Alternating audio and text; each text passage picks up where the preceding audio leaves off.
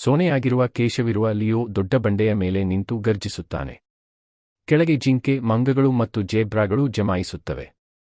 ಪ್ರಾಣಿಗಳು ಭಯದಿಂದ ತಲೆ ತಗ್ಗಿಸುತ್ತವೆ, ಆದರೆ ಕೆಲವು ಅವರ ಅಹಂಕಾರದ ಬಗ್ಗೆ ಗುಸುಗುಸು ಮಾಡುತ್ತವೆ. ಹಸಿರು ಕಾಡು ಮತ್ತು ನೀಲಿಕಾಯಾಂಬೆ ಹಿನ್ನೆಲೆಯಲ್ಲಿ ಕಾಣಿಸುತ್ತದೆ. ಹಿರಿಯ ಜಾಬು, ಕುಣಿದ ಚರ್ಮ ಮತ್ತು ಮೃದು ಕಣ್ಣುಗಳಿರುವ ವಯಸ್ಸಾದ ಆನೆ ಲಿಯೋನತ್ತ ಬರುತ್ತದೆ. ನಿಜವಾದ ರಾಜನು ದಯೆಯಿಂದ ಆಡಳಿತ ಮಾಡಬೇಕು ಎಂದು ಅವನು ಉಪದೇಶಿಸುತ್ತಾನೆ. ಲಿಯೋ ತಿರಸ್ಕಾರವಾಗಿ ನಗುತ್ತಾನೆ. ನಾನು ಶಕ್ತಿಯುತನಾಗಿದ್ದೇನೆ. ನನಗೆ ಯಾರೂ ಸವಾಲು ಹಾಕಲಾರರು. ಸೂರ್ಯಾಸ್ತದ ಹೊಳೆ ಇವರನ್ನು ಹೊಳೆಯುತ್ತದೆ. ಒಂದು ದಿನ ಲಿಯೋ ಮನುಷ್ಯರ ವಾಸಸ್ಥಾನದ ಬಳಿ ಬೇಟೆಗೆ ಹೋಗುತ್ತಾನೆ. ಆದರೆ ಅವನು ಗುಪ್ತವಾಗಿ ಬಚ್ಚಿಡಲಾದ ಬೋನಿಗೆ ಸಿಕ್ಕಿಬೀಳುತ್ತಾನೆ. ಬಲವಾದ ಬಲೆಯು ಅವನ ಮೇಲೆ ಬೀಳುತ್ತದೆ. ಅವನು ಗರ್ಜಿಸುತ್ತಾನೆ, ತಾನೇನು ಮಾಡುವುದನ್ನು ಅರಿಯದೆ ತೊಳಲುತ್ತಾನೆ. ಕಾಡು ಶಾಂತವಾಗಿದೆ, ಆತಂಕದ ವಾತಾವರಣವಿದೆ. ಟೋಟೋ, ಚಿಕ್ಕ ಇಲಿ, ಲಿಯೋನ ಗರ್ಜನೆ ಕೇಳಿ ಧೈರ್ಯದಿಂದ ಮುಂದೆ ಬರುತ್ತದೆ.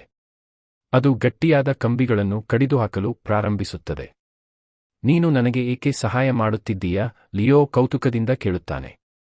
ಏಕೆಂದರೆ ದಯೆ ಶಕ್ತಿಗಿಂತ ಶಕ್ತಿಯುತವಾಗಿದೆ ಎಂದು ಟೋಟೋ ಉತ್ತರಿಸುತ್ತಾನೆ.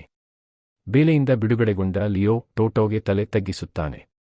ಅವನು ಕಾಡಿನ ಎಲ್ಲಾ ಪ್ರಾಣಿಗಳನ್ನು ಸೇರಿಸಿ ಘೋಷಿಸುತ್ತಾನೆ, ನಾನು ತಪ್ಪು ಮಾಡಿದ್ದೇನೆ. ನಿಜವಾದ ಶಕ್ತಿ ದಯೆ ಮತ್ತು ಜ್ಞಾನದಲ್ಲಿ ಇದೆ. ಹಿರಿಯ ಜಾಬು ಸಂತೋಷದಿಂದ ತಲೆ ಕುಣಿಯುತ್ತಾನೆ. ಕಾಡಿನ ಪ್ರಾಣಿಗಳು ಹರ್ಷಧ್ವನಿ ಮಾಡುತ್ತವೆ, ಕೊನೆಗೆ ತಮ್ಮ ರಾಜನನ್ನು ಗೌರವಿಸುತ್ತವೆ.